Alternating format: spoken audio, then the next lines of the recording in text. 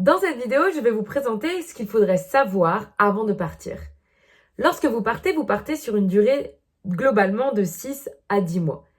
Et ce n'est pas facile de réaliser. C'est normal si vous allez être dans un déni. Cela arrive beaucoup. Et si vous êtes très triste, c'est normal aussi. Il faut juste vous dire que la durée de 6 à 10 mois est très très courte. Et donc, vous allez revoir vos proches très vite. Il suffit juste de profiter avec eux. Et si vous n'arrivez pas à profiter assez avec eux parce que vous n'arrivez pas à réaliser que vous allez partir, je vous conseille de préparer vos affaires tranquillement un peu chaque jour afin de vous aider à réaliser ce qu'il se passe. Même si vous resterez dans un déni.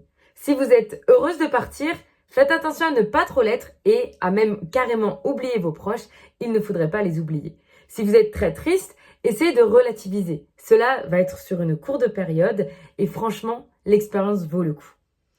Alors, avant de partir, ce qu'il faut faire, tout simplement, c'est profiter de son entourage, préparer ses affaires, se préparer mentalement, même si vous ne serez jamais prêt. N'hésitez pas à continuer à perfectionner la langue dans le pays où vous allez atterrir afin d'être sûr de ne pas vraiment trop bégayer, même si globalement, cela va être compliqué les premières semaines et il n'y a pas de problème. Ce qu'il faut savoir avant de partir, c'est que votre année d'échange ne sera pas parfaite à 100%. Il se peut que vous allez devoir changer de famille et ce n'est pas grave. Cela arrive et parfois c'est pour le mieux. Il faut savoir aussi que cela va être compliqué de se faire des amis et c'est pas grave parce que vous allez réussir à vous faire des amis.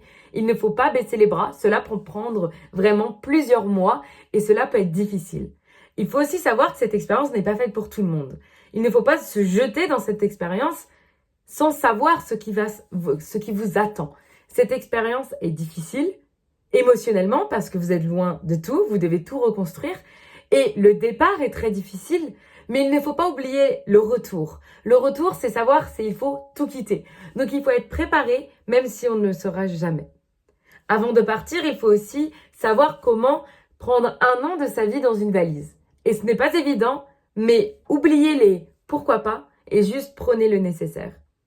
Avant de partir aussi, il faut savoir que cette année, il va avoir de gros coups bas. Il va avoir le homesick, c'est la maladie du pays. Donc votre pays va vous manquer.